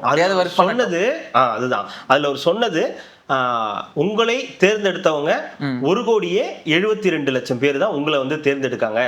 மற்ற இருக்கக்கூடிய 3 கோடி சொச்சம் பேர் வந்து உங்களை வேணான்னு சொன்னாங்க அப்படின்னு சொல்றாரு. அது ஒரு எதிர்கட்சியா அவரோட லாஜிக் ரொம்ப கரெக்ட். ஆமா, 3 கோடி பேர் வந்து வேணாம் அப்படின்னு தான் வந்து சொல்லியிருக்காங்கன்னு எடுத்துக்கலாம். ஆனா நீங்க அப்படி கணக்கு பண்ணக்கூடாது. 234ல 108 நம்பர்ஸ் விஜய்க்கு கொடுத்து விஜய் தான் வேணும்னு சொல்லியிருக்காங்க. அதே 234ல உங்க ஒட்டுமொத்த கூட்டணிக்கும் சேர்த்து கிடைச்சதே 70 சொச்சம் தான், 70+ தான். அப்ப மக்கள் உங்களை நிராகரிச்சிருக்காங்க. அதை நீங்க புரிஞ்சுக்கணும். ஒட்டுமொத்தமா நீங்க 2 பேரும் வேணாம்னு சொல்லியிருக்காங்க, அதோட மெஜாரிட்டி தான் அதிகம். நீங்க 2 பேர், இப்போ இவங்க 70+, அவங்க 50+. ஓகேங்களா? 2 சேர்த்தாதான் 3 கோடியை சொச்சம். நீங்க 2 பேர் வேணான்னு சொல்லியிருக்காங்க. சரி, இது ஒரு பக்கம் இருந்தாலும் ரைட்டு, நீங்க சொல்ற லாஜிக் எல்லாம் கரெக்ட். 108 தாவேக்காது. ஆமா, நீங்க 234ல 108 தாவேக்காது. அந்த 108 பிளஸ் அவங்க 2வது இடம் 3வது இடம் எல்லாம் சேர்ந்து போனதை பார்த்தா 1,72,00,000 பேர் வருது. நீங்க திமுகவா மட்டும் 60 தான் ஜெயிச்சிருக்கீங்க. அவங்கள விட 48 கம்மி. கூட்டணியே சேர்த்தாலும் 73 தான் வருது, 73 75 தான் வருது. அங்கேயும் நீங்க அவர்கிட்ட தோத்துட்டீங்க. அப்போ நீங்க தான் தோத்துருக்கீங்க. ஆனா நீங்க என்ன பண்றீங்க, ரொம்ப டாக்டிஸா 66% பேர் வந்து உங்களை வேணாம்னு சொல்லியிருக்காங்க. 66% பேர் அவங்கள வேணாம்னு சொல்லல. கிட்டத்தட்ட உங்களுடைய ஓட்டு கணக்குப்படி பார்த்தா உங்களை தான் 80% பேர் வந்து வேணாம்னு சொல்லியிருக்காங்க. இல்ல, அதே ஸ்கிரிப்ட எடப்பாடி அவர்களும் படிச்சுட்டு போறாரு. எல்லாம் ஒரு எதிர்கட்சி ஸ்கிரிப்ட் தானேங்க, எல்லாம் ஒண்ணு தானே. 66 லட்சம் பேர் எதிர்கட்சி ஸ்கிரிப்ட், கூட்டணி கட்சி மாதிரி தான். நம்ம கூட்டணி தான் பேசியிருக்காங்கல்ல, அண்ணன் உடைச்சாருல, அண்ணன் உடச்சிட்டு போயிட்டாரு எல்லாத்தையும். இதைத்தானடா நைட்டு ஃபுல்லா ஓட்டிட்டு இருந்தீங்க, என்னடா எடுத்துட்டு போங்கடா அப்படின்னு வந்து ஓட்டு போட்டு உடச்சிட்டு போயிட்டாரு. இல்ல, இவர் பேசவே இல்லைன்றாரு. அது ஒரு அந்த டாபிக், அதுக்கு வருவோம். அதுக்கு முன்னாடி அண்ணனை, சின்னவர் அண்ணனை வந்து முடிச்சுட்டு போயிடுவோம். சரி, பேசிட்டு போயிடுவோம். அவர் என்ன சொல்றாரு, இந்த மாதிரி வந்து நீங்க தனிப்பட்ட முறையிலேயே திமுக தாவேகா கிட்ட தோத்துருச்சு. நீங்க 60 தான் ஜெயிச்சிருக்கீங்க, ஒரு 108 ஜெயிச்சிருக்காங்க. நீங்க கூட்டணியாவும் 73 தான் ஜெயிச்சிருக்கீங்க. அவரு கூட்டணியே இல்லாம 108 ஜெயிச்சிருக்காங்க. விஜய்க்கு போடப்பட்ட வாக்குகள், தாவேகாவுக்கு போடப்பட்ட வாக்குகள் மட்டுமே 1,72,00,000. ஆனா ஒட்டுமொத்த கூட்டணியுமே சேர்ந்து வாங்கியிருக்க ஓட்டு தான் 1 கோடியை சொச்சம் ஓட்டு. அதுக்கப்புறம் தான் இந்த பக்கம் அதிமுகவுக்கு விழுந்த 1 கோடி ஓட்டு. சரிங்களா? இதெல்லாம் கூட்டணிக்காக ஒட்டுமொத்தமா விழுந்தது. அப்போ ஒட்டுமொத்தமாகவே மக்கள் உங்களை வேணாம் தான் முடிவு பண்ணியிருக்காங்க, விஜய் அவர்களை வேணாம்னு முடிவு பண்ணல. விஜய் வேணும் தான் முடிவு பண்ணி தான் தனிப்பெரும்பான்மை 108க்கு இருந்து கொடுத்துருக்காங்க. உங்களுக்கு அது கூட கொடுக்கல. ஆனா இவ்வளவு மறைமுகமா பத்தியா, நாளைக்கு வரியா, நாளைக்கு உங்க காலேஜ்ல உருட்டலாம் அப்படின்ற மாதிரி வந்து பேசிட்டு போயிட்டாருல. அதனால வந்து ஒன்னும் இல்ல. அந்த வெளிநடப்புன்றது அது என்ன கணக்கு? அது உள்ள இருந்து அசிங்கப்படக்கூடாது இல்ல. அது எங்களால அப்படி இருக்கக்கூடாது, இங்க நீங்க வந்து ஆட்சி அமைக்கணும், அதுக்கு வந்து திமுக வந்து ஒரு தடையா இருக்காதுன்னு சொல்லிட்டு வெளிநடப்பு ஆதரவு இல்லைன்னு சொல்லுங்க. தடை பண்ணுங்களேன். உட்காருங்க. ஏன் வெளிநடப்பு தடை பண்ணுங்க. என்னன்னா சிம்பத்தி கிரியேட் பண்றீங்களா? இல்ல நீங்க ஃப்ளோருக்குள்ள இருந்து நாங்க எங்கேயாவது இருந்து யாராவது நாங்க எதிர்ப்பு தெரிஞ்சு எந்திரிச்சிட்டோம் அப்படின்னா அதனால கிடையாது. யாருக்கும் எந்த ஏங்க அவங்க நான் எதிர்ப்பே தெரிவிச்சாலும் வெளிநடப்பு இல்ல, வெளிநடப்பு செஞ்சுட்டா எவ்வளவு பேர் இருக்காங்களோ அதுல என்ன மெஜாரிட்டின்றது தான் வரும். அதுல வந்து நீங்க ஜெயிச்சிருவீங்க, அப்பா நீங்களே இருந்துக்கோங்கப்பா அப்படின்னு சொல்லிட்டு போறாங்களா? சிம்பத்தியோ கரிசனை காட்டுறாங்களா? கரிசனை காட்டுறாங்களா? அவங்க கரிசனை காட்டிங்க என்ன ஆக போகுது? கேட்டாங்க என்ன சொன்னாங்க, எங்களுடைய கூட்டணி கட்சிகள் தான் வந்து உங்களை வந்து காப்பாத்துச்சு அப்படின்னு. உண்மைதான். உங்க கூட்டணி கட்சிகள் ஏன் வந்து அனுப்புனீங்க? ஏன்னா மெஜாரிட்டி இவங்களுக்கு தான் இருக்கு, வேற வழி கிடையாது. அதுக்கு நடுவில் நீங்க ஒரு குறுக்கு சால் ஓட்ட பாத்திருக்கீங்க, எடப்பாடி பழனிசாமி வச்சு ஓட்ட பாத்திருக்கீங்க, சப்பாத்தி கட்டையை போட்டு இது பூரி மாவு எடுத்து போட்டு தேய்க்கலான்னு பாத்திருக்கீங்க. டேய் அது பூரி மாவு இல்லடா, கோலமாவுடா, அதுல எதுவும் பண்ண முடியாதுன்னு தெரிஞ்சதுக்கு அப்புறம் தான் அந்த இதை வந்து கை விட்டுருக்கீங்க. அவரோட ஆபீஸ்க்கு தான் சோஃபா கொண்டு போனாங்க, அதுக்கு என்ன சொல்றது? திரும்ப ஆபீஸ்க்கு தானே? ஆமா. அப்ப அது நீங்க ஒத்துக்கிறீங்க, வாங்கிட்டேன்னு நீங்க ஒத்துக்கிறீங்களா? அது எப்படி? அது ஒத்துக்க முடியாது. உங்க கூட்டணி கட்சி தான், உங்க கூட்டணியில தானே இன்னமும் இருக்காங்க, அப்ப அதையும் ஒத்துக்கோங்க. அதுக்கெல்லாம் நாங்களாம் வெளிப்படையா காசு கொடுத்துருவோம், சோஃபால வச்சுலாம் கொடுக்கறது இல்ல. நாங்களாம் வெளிப்படையா 10 கோடி கொடுத்தோம், 20 கோடி கொடுத்தோன்னு தைரியமா வெளியே சொல்லி காசு கொடுத்து அவங்களை வந்து விலைக்கு வாங்கியிருக்கோமே தவிர உங்களை மாதிரி சோஃபாவை கொடுத்து விட்டு நாங்க வந்து விலைக்கு வாங்கல அப்படின்றத அவர் வந்து மக்களுக்கு வந்து சொல்ல வராரு. இதுக்கெல்லாம் விடுதலை சிறுத்தைகள் வந்து எதுவும் சொல்ல மாட்டாங்க. அப்படி சொன்னதுக்காகலாம் வந்து அவங்களும் வந்து வருத்தப்பட மாட்டாங்க. யாரு சொன்னா? எங்க திமுக தானே சொல்லுச்சு. இன்னைக்கு எங்களை கேவலமா பேசும், நாளைக்கு எங்களை கேவலமா பேசும், நாளை கழிச்சு எங்களை கேவலமா பேசும். அதுக்காக நாங்க ஒருபோதும் வந்து மனம் தளர மாட்டோம். பக்கத்துல தானே உட்கார்ந்திருக்காரு வன்னியரசு, பேச வேண்டியதானே? வன்னியரசு இந்த பக்கம் உட்கார்ந்திருக்காரு. சரி ஓகே பரவாயில்ல, சரி ஓகே பேச வேண்டியதானே? இல்ல நீங்க அப்பெல்லாம் பேசக்கூடாதுங்க. சோஃபா வந்ததுன்னா பழைய சோஃபா இருந்துச்சு, சிஎம் வராரு உட்கார்றதுக்காக வாங்கி போட்டிருந்தோம், இதை நீங்க வந்து தப்பா பேசக்கூடாது, இது வந்து கட்சி அவமதிக்கிற மாதிரின்னு எந்திரிச்சு பேசியிருக்கணும்ல. அதுதான் சபாநாயகர் பேச வேணாம்னு சொல்லுவாரா? வெளியே போய் பேசியிருக்கலாம், ஆனால் வெளியே போய் பேசினா பர்சனல் ஆகிடும், அதனால பேச முடியாது. ஸோ இது மாதிரி உதயநிதி அவர்களுடைய இந்த ஸ்பீச் அப்படின்றது ஒரு பக்கம் இருந்துச்சு. அதுக்கப்புறம் விஜய் அவர்கள் எந்திரிச்சு பேசினாரு, இந்த மாதிரி இந்த நான் கொடுத்த இந்த இதை வந்து முன்மொழிஞ்சதுல வெற்றி கிடைச்சிருக்கு. இப்போ தாவேக்காவுடைய ஆதரவு 144 உயர்ந்துருச்சு. அதாவது அதிமுகவுடைய ஒரு பிரிவினர் சேர்த்து வந்து இதை வந்து கொடுத்துட்டு போயிருக்காங்க. இதுல நம்ம கவனிக்க வேண்டிய விஷயம், உதயநிதி இன்னைக்கு ஸ்கோர் பண்ணிட்டார் அப்படின்னு ஒரு டீம் வந்து வழக்கம் போல உருட்ட ஆரம்பிச்சிருச்சு. ஸோ எங்க திமுக வீழ்ந்துச்சோ அங்கிருந்தே மறுபடியும் வந்து அதே வேலையை தான் பார்க்குது. அது வீழ்வதற்கான மீண்டும் ஒரு வாய்ப்பு தான் தவிர வேற எதுவும் கிடையாது. வழக்கம் போல அதே பெய்டு டீம்ஸ், அதே பெய்டு மவுத்ஸ்லாம் வந்து மறுபடியும் பாத்தீங்களா தூங்கி. அதாவது இன்னொரு பக்கம் விஜய் வந்து தூங்கிட்டாரு, விஜய் வந்து தூங்குன மாதிரி ஒரு 5-6 போட்டோ போட்டு ஒரு கண்ணா இறந்துட்டாரு அப்படின்ற மாதிரி அவரு இவங்க சௌமியா அவங்க பேசிட்டு இருந்தாருங்களா, அவங்க பேசிட்டு இருக்கும்போது குறிப்பு எடுத்துட்டு இருக்காரு, அந்த டாஸ்மார்க் விஷயம் அது இதெல்லாம் பேசிட்டு இருக்கும்போது அதை வந்து நம்ம தலைவர் யூடியூபர் என்ன பண்ணியிருக்காரு பாருங்க, ஸ்ரீராம ஜெயம் எழுதிட்டு இருக்காரு. நீ 108 தடவை ஸ்ரீராம ஜெயம் எழுதுனீன்னா நீ இந்த ஃப்ளோர் டெஸ்ட்ல வந்து பாஸ் ஆயிருப்பேன்னு ஜோதிடர் சொல்லியிருப்பாரு. அதனால வந்து 108 தடவை ஸ்ரீராம ஜெயம் எழுதிட்டு இருக்காரு. கடைசி வரைக்கும் உனக்குலாம் சட்டமன்ற வாய்ப்பே இல்லைல்ல. எதுக்கு? வேடிக்கை தான். எதுக்கு? ஃபுல் வேடிக்கை தான். இது நல்லா இருக்கு. அவன் பாரு உட்காந்து எழுதிட்டு இருக்கான், எங்க பாரு இவன் பாரு கேள்வி, எங்க பாரு சிரிக்கிறாங்க, வெக்கமா இல்ல இந்த மாதிரி சிரிக்கிற உட்காந்து ட்வீட் போட்டுக்கிட்டு இருக்க. இதுக்கு சளைச்சதுலதான் வேதாரண்யமும். அததான் சொல்றேன், ரெண்டு எல்லாம் ஒண்ணுதானே, எல்லாம் ஒண்ணா உட்காந்து பாக்க போகுது. ஏ மச்சான் அங்க பாரு, ஏ மச்சான் என்னடா பண்ணிட்டு இருக்கீங்க அண்ணன்? அதுக்கு மேல ஒரு படி மேல சார் புதிய ஆட்சி அமைஞ்சிருக்கு, புதிய அரசு போங்கப்பா. புதிய எவ்வளவு பழைய தலைமுறைக்கு எவ்வளவு நக்கல் பாருங்க. ஏற்கனவே வெந்த புண்ணுல போய் விரல விடுற மாதிரி புதிய அரசு அமைஞ்சிருக்கு, அவ்வளவுதான், வேற வேலையை பார்த்துட்டு போப்பா சும்மா. இப்போ இல்ல இந்த விஷயத்துல நான் வந்து சீமான் அவர்களை பாராட்டுறேன். ஏன்னா எப்ப பார்த்தாலும் போய் ஒரு மைக்க போடுறது, அவர்கிட்ட ஏதாவது வாயை புடுங்க வேண்டியது, அவரு சும்மா இல்லாம நம்மள டிவில காட்டுறாங்க அப்படின்னு சொல்லிட்டு சம்பந்தமே இல்லாம ஒரு 4 ஜோக் அடிச்சுக்கிட்டு பக்கத்துல 2 பேர் நின்றுட்டு அவங்க சிரிக்கிறாங்களான்னு பாக்குறது, ஜோக் அடிச்சோன்னு திரும்பி பாக்குறது, சிரிக்கிறது, இந்த பக்கம் திரும்பி அவங்க சிரிப்பாங்க, ஓகே நம்ம ஜோக் நல்ல ஜோக்கு தான் அப்படின்னு சொல்லிட்டு சிரிச்சதுக்கு அப்புறம் அவரும் வந்து போயிடுவார். இந்த மாதிரி ஏதாவது ஒன்று பேசி வாய் விட்டு மாட்டிக்கிட்டு லைம் லைட்ல இருக்கலாம்னு பார்த்தாரு. ஆக்சுவலா இதுதான் பேக் ஃபயராகவே ஆயிருக்கு. ஓகேங்களா? இப்போ நீங்க கொடுக்காம போயிட்டீங்கன்னு வச்சுங்களேன், உங்க பேட்டிக்காக வந்துகிட்டே இருப்பாங்க, சொல்லுங்க சொல்லுங்க சொல்லுங்க. அப்ப நீங்க ஏதோ ஒரு கருத்தை சொல்ல போகும்போது, ஏதோ ஒரு டைம்ல ஒரு கருத்தை சொல்லும் போது அது வந்து மக்களுக்கு போய் சேரும் இல்லையா? வீக்லி ஒன்ஸ் இல்ல 2 வாரத்துக்கு ஒரு தடவை முக்கியமான விஷயத்துக்கு நீங்க உங்களுடைய கருத்தை பதிவு பண்ணா ரைட்டு. மைக்கு நீட்டான்றது காரணத்துக்காகலாம் வந்து சொல்லி அதுதானே கேட்கறாங்க. இது வரைக்கும் ஒரு பிரஸ் மீட் கொடுக்கறதுக்கு இது இல்ல விஜய் அவர்களுக்கு, நீங்க என்ன இது பண்றீங்க, இவர் தான் வந்து ஆட்சி நடத்த போறாரான்னு கேள்வி கேட்கறாங்க. புரியல. பிரஸ் மீட் பண்ணாதான் வந்து ஆட்சியை நடத்த முடியுமா? எனக்கு அது கான்செப்டே புரியலையே. பிரஸ் மீட் பண்ணா எப்படி ஆட்சி? பிரஸ் மீட் பண்றதுக்கு அப்படி பிரஸ் மீட் பண்றது ஆட்சி நடத்தணும்னா அண்ணாமலையும் சீமானும் தான் நடத்தணும் இங்க இந்த ஊர்ல. வேற யாரும் நடத்தவே முடியாது. நல்லா இருக்குமே. அதுதான் ஆளுங்கட்சி எதிர்கட்சியா இருந்தா. அதுதான் ஏன் சொல்றேன், நீங்க பிரஸ் மீட் நடத்துறவங்களால தான் வந்து ஒரு ஆட்சியை நடத்த முடியும்னா நீங்க இவர்கிட்ட தான் கொண்டு போய் கொடுக்கணும். சீமான்ட்டையும் அண்ணாமலைக்கு தான் மாத்தி 2.5 வருஷம் நீங்க தான் நல்லா பிரஸ்ஸை மீட் பண்றீங்க, நீங்க 2 பேரும் ஆட்சியை நடத்துங்க. பிரஸ்ஸை மீட் பண்றதெல்லாம் கிடையாது. பிரஸ் மீட் பண்றதுன்றது ஒரு கலை, ஓகேங்களா? அது சாதுரியமா பண்ண வேண்டிய விஷயம். கலைஞர் அவர்கள் பண்ணுவாரு, ஓகேங்களா? ஜெயலலிதா அவர்கள் பண்ணுவாங்க. ஜெயலலிதா அவர்கள் கொடுக்கலாம் மாட்டாங்க. திடீர்னு நடந்து போவாங்க, திடீர்னு வருவாங்க, என்னதோ கேள்வி கேட்டீங்களே அப்படின்வாங்க, பதில் வாங்க சொல்லுவாங்க. 2 கேள்வி தான், 2 ரவுண்டு போயிட்டே இருப்பாங்க. அதுக்கு மேலாம் கேள்வி வராது. நீ இதே நிலைமைதான் விஜயகாந்துக்கு. சும்மா போய் மைக்க நீட்டுறது அவர் திட்டுவாரு, அதை ஒண்ணு எடுத்து போட்டு ஒன்னே அவருக்கு அகைன்ஸ்டா எல்லாம் வேலையை பார்த்துட்டீங்க. விஜய் அவர்கள் கொடுப்பாரு, அது அவருக்கு தேவையா தேவையில்லையான்றது நம்ம எப்படி சொல்ல முடியும்? பிரஸ்ஸை மீட் பண்ணணும்ன்றது நம்மளுடைய விருப்பங்க. ஒரு பிரஸ்ஸை மீட் பண்ணி எப்படி பேசுறாரு, என்ன கேள்விகளுக்கு என்ன பதில் சொல்றாருன்னு. இவங்கெல்லாம் என்ன நினைக்கிறாங்க, விஜய் அவர்கள் இப்படி உட்கார்ந்துக்கிட்டு இவங்கெல்லாம் வந்து திரும்ப திரும்ப ஒரே தவறதாங்க பண்றாங்க. அடிமட்டம் தட்டுறது, ஒண்ணுமே தெரியாது, சினிமால இருந்து வந்துட்டான், இவனுக்கு ஒண்ணும் தெரியாது, இவனுக்கு ஒண்ணும் தெரியாதுன்ற மாதிரி வந்து பேசுறாங்க. அவருக்கு எல்லாம் தெரிஞ்சுதான் வந்திருக்காரு, ஓகேங்களா? சும்மா வந்து மக்கள் வந்து அப்பா சினிமா ஸ்டார்ப்பா இனிமேதான் இவர் தான்ப்பா அப்படின்லாம் கொடுக்கல. ஏதோ ஒரு காரணத்துக்காக ஒரு மாற்றுக்காக வந்து கொடுத்துருக்காரு. அவரும் அதுக்கு ப்ரிப்பேர்டா தான் வந்து வந்திருக்காரு. ஸோ அப்போ அவர் அதை எடுத்துக்கிறாரு. ஓகே, இவங்கெல்லாம் என்ன பேசுறாங்க, யாரா இருந்தாலுங்க. இப்ப நாளைக்கே சீமான் போறாருன்னு வச்சுங்களேன், என்ன பண்ணிடுவாரு?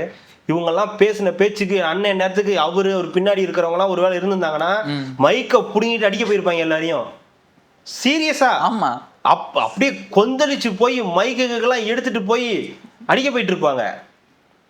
விஜய்ன்ற ஒருத்தர் உட்கார்ந்து இருக்கிறதுனாலதான் எல்லாரும் காமன் கம்போஸ்டா ஓகே என்ன சொல்லியிருப்பாங்க, சட்டசபையில எதிர்கட்சிகள் கேள்வி கேட்பாங்க, நம்மளை ட்ரிகர் பண்ணுவாங்க, நம்மளை வந்து வாய் விட பார்ப்பாங்க, நீங்க இதெல்லாம் பண்ணக்கூடாது, அமைதியா தான் இருக்கணும், அதுக்குன்னு டைம் வரும், அப்ப நம்ம வந்து பேசுவோம் அப்படின்றது தான் அவங்களுடைய ப்ரொசீஜரா வந்து இருக்கும். அப்போ அந்த டீம் கம்ஃபர்டபுளா இருக்கு, இதுதான் பண்ண போறோன்ற ஒரு தெளிவோட இருக்கு.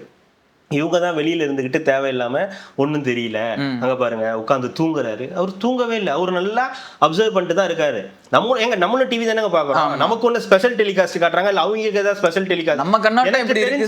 எனக்கு தெரிஞ்சு அந்த இதுல வந்து அதிகமா தூங்கி விழுந்தது சின்னவர் தான், கொட்டாயில வந்துருச்சு. ஆமா, அவரு தான். அது ஒண்ணும் தப்பு கிடையாது, தானே.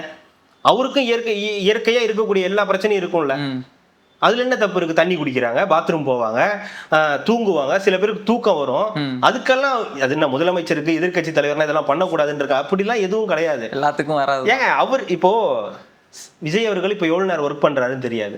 இப்போ வந்து ஜெயலலிதா அவர்கள் இருக்காங்கன்னா அவங்க ஒரு டைம் வரைக்கும் ஒர்க் பண்ணுவாங்க, ஒரு 12-1 மணி வரைக்கும் ஆகும், அதுக்கப்புறம் தான் தூங்க போவாங்க, அதுக்கப்புறம் 6 மணிக்கு எந்திரிப்பாங்க, அதுக்கப்புறம் இந்த டைம்ல பூஜை பண்ணுவாங்க, அதுக்கப்புறம் அவங்க வந்து கோட்டைக்கு வருவாங்கன்னு தெரியும். விஜயோட ஒர்க்கிங் இதுவே நமக்கு தெரியாது.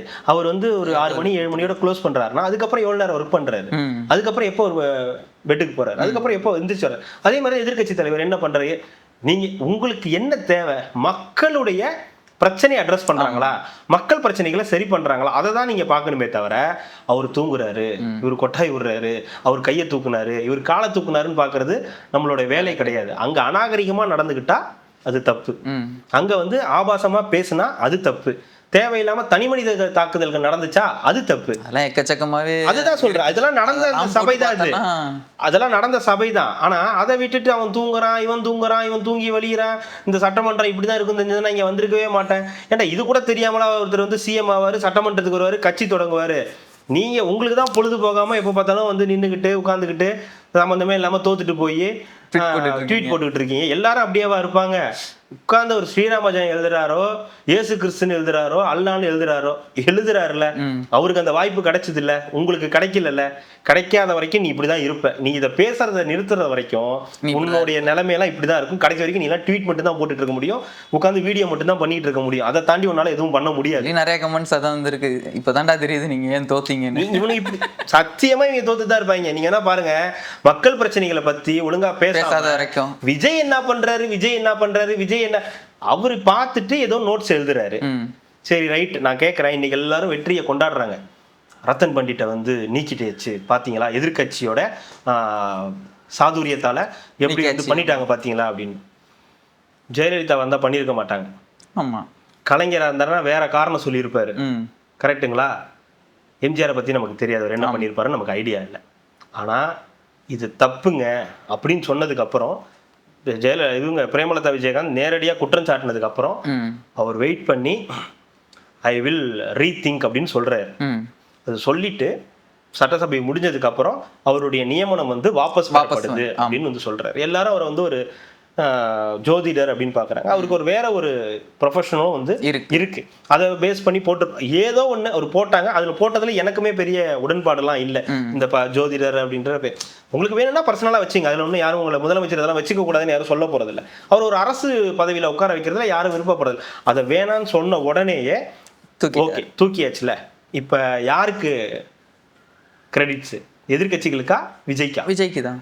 எதிர்கட்சிகள் அவங்களே எடுத்துப்பாங்க, நாங்க சொன்னோம், 1 இயர்ஸ் நான் தான் சொன்னேன், பிரேமலதா விஜயகாந்த் விஜய்க்கு தான். ஆனா மக்கள் பார்க்கும்போது பரவாயில்லையே, அவர்கிட்ட இது தப்புன்னு சொன்னோன்னா அது ஒரு மாத்திக்கிட்டாங்க அப்படின்றதுதான் போய் சேருமே தவிர எதிர்கட்சிகள் சேர்ந்து அப்படி பார்த்தா 2021 ஆட்சிக்கு வந்ததுக்கு அப்புறம் 12 மணி நேர வேலை அப்படின்ற ஒரு சட்டத்தை வந்து இயக்கலான்னு வந்தாங்க. ஊரு ஃபுல்லா டாஸ்மாக், மண்டபத்துல எல்லாம் கூடிய டாஸ்மாக், சரக்கு விற்கலாம், கிரவுண்ட்ல சரக்கு விற்கலாம் அப்படின்ற அற்புதமான ஐடியாவெல்லாம் கொண்டு வந்தாங்கல்ல. அதிதீவிரமான அற்புதமான ஐடியாக்கள்லாம் கொண்டு வந்தப்ப அதை வந்து எதிர்த்து போராடினது எதிர்கட்சிகள் தான். அதுவும் குறிப்பா வந்து கம்யூனிஸ்டுகள், விடுதலை சிறுத்தைகள்லாம் சொன்னாங்க. அது யாருடைய கிரெடிட்? எதிர்கட்சிகளுக்கா, ஆளுங்கட்சிக்கா? எது அந்த இதுக்கு கொண்டு வந்ததா? அது ரொம்ப தீவிரமா ஆனதுக்கு அப்புறம் தான் அது எதிர்கட்சிக்கு தான் வந்து அது எதிர்கட்சி, அதுதான் எதிர்கட்சிகளுடைய வெற்றி. இது கிடையாது. அப்படி ஒரு நிறைவேனம் பண்றாங்க, அடுத்த நாளே நீங்க எல்லாரும் எதிர்ப்பு தெரிவிக்கிறீங்க. சரி வேண்டான்னு அவர் நினைச்சிருந்தா அடமன்றான் அதை தான் பண்ணுவேன்டா, நான் இதை எடுக்க மாட்டேன்னு சொல்லி உங்களால என்ன பண்ண முடியும்? ஒன்றும் பண்ண முடியாது. இன்னைக்கு அவருக்கு போய் 144 ஆதரவு இருக்கு, 144 பேரோட ஆதரவு இருக்கு. உங்களுடைய 6 வெளியே போனா கூட அவர் கவலைப்பட மாட்டார், தேவையில்லை. ஆனா அதை அவர் பண்ணல. இப்பயும் அவர் என்ன சொல்றாரு, இது மதச்சார்பற்ற கூட்டணி தான், மதச்சார்பற்ற ஆட்சி தான். எதிர்கட்சி தலைவர் வந்து இது வந்து சிறுபான்மை ஆட்சி. ஆமா, இது சிறுபான்மையினருக்கான ஆட்சி தான், அதுல உங்களுக்கு எந்த மாற்று கருத்தும் வேணாம் அப்படின்னு. ரெண்டாவது எல்லாரும் என்ன சொல்றாங்க, விஜய் வந்து பேசவே இல்லை, இதனாலதான் உங்க ஆள் வந்து பிரஸ் மீட் கொடுக்கல, தெரியுதாடா தற்குறிங்களா அப்படின்னு வந்து சொல்றாங்க. இந்த தற்குறிங்கிற வார்த்தையாலதான் இன்னைக்கு நீங்க எதிரில போய் உட்காந்துருக்கீங்க.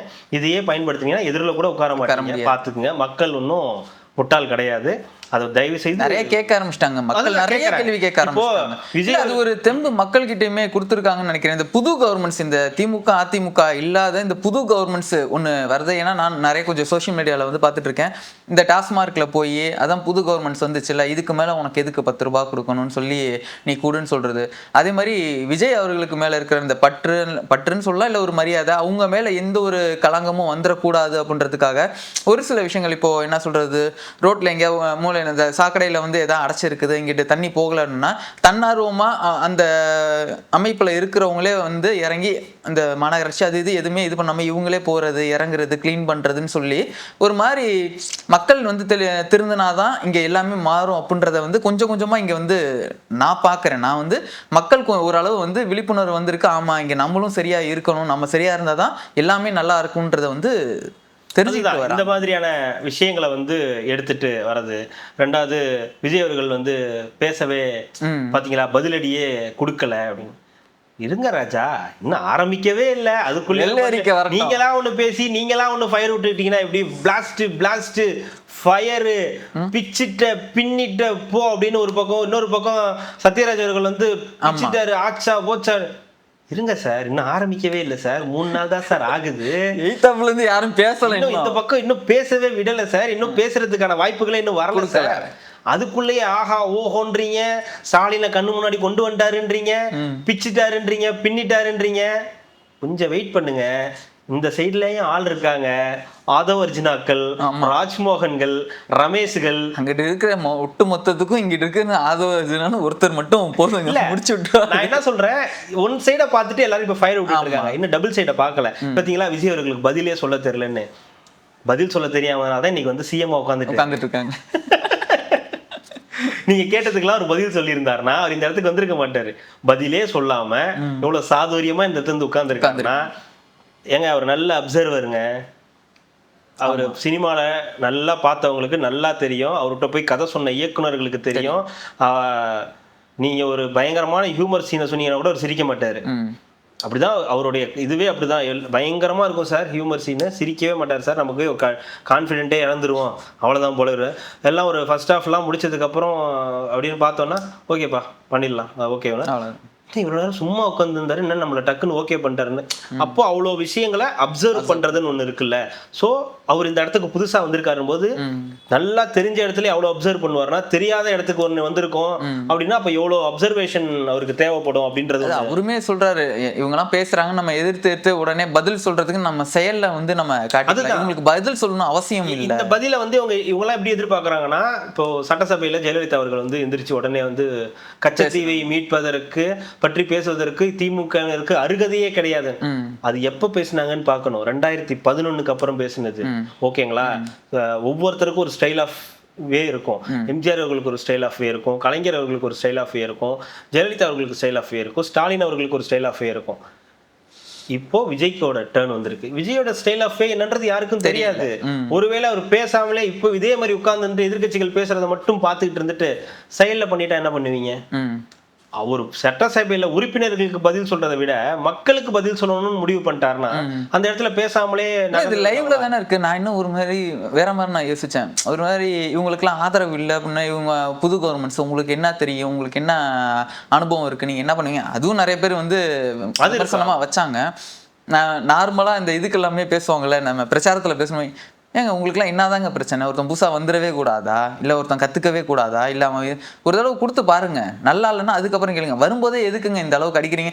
இந்த அளவுக்குலாம் பேசணும்னா அவங்க என்ன பேச முடியும், பதிலுக்கு எதுவுமே பேச. இது எல்லாமே மக்கள் பார்த்துட்டு இருக்காங்க, அதுதான் வேண்டான்னு சொல்லி இது கேன்சல் பண்ணி. ஒரு தமிழக சட்டசபையை இவ்வளோ பியூரா லைவ் யாருமே நீங்க இது வரைக்கும் கொடுத்ததே கிடையாது. பியூர் லைவ் எதிர்கட்சிகள் என்ன பேசுறாங்களோ, இத்தனைக்கும் அவர் வந்து திருட்டுத்தனமாக சொல்ற வார்த்தையை ஜேசிடி பிரபாகர் சபாநாயகர் அவர்கள் வந்து திருட்டுத்தனமான்ற வார்த்தையை ஏத்துக்க முடியாது அப்படின்றாரு. அப்புறம் அதற்கு அவை குறிப்புல இருந்து நீக்கப்படுது. அது எல்லாம் உங்களுக்கு வந்து லைவ்ல வந்து வருது. ஸோ நீங்க அங்க ஏதோ பேசிட்டாரு அப்படின்றதுக்காக ஃபயர் விட்டுட்டு இருக்கீங்க. ஒரு ஒன் சைடு எடுங்க. அது நீங்க வந்து இன்னைக்கு ஓகே, அது அவங்களோட சைடு, அது நியாயம் தான். அவங்க வந்து ஃபயர் விடுறதுலாம் ஒன்றும் தப்பு கிடையாது. அப்போ தான் அவங்களுக்கான இதெல்லாம் கரெக்டாக கிடைக்கும்னு வச்சுக்கோங்களேன். வேற வழி கிடையாது. இப்போ அவங்க எப்படி மனசாத்திப்பாங்க?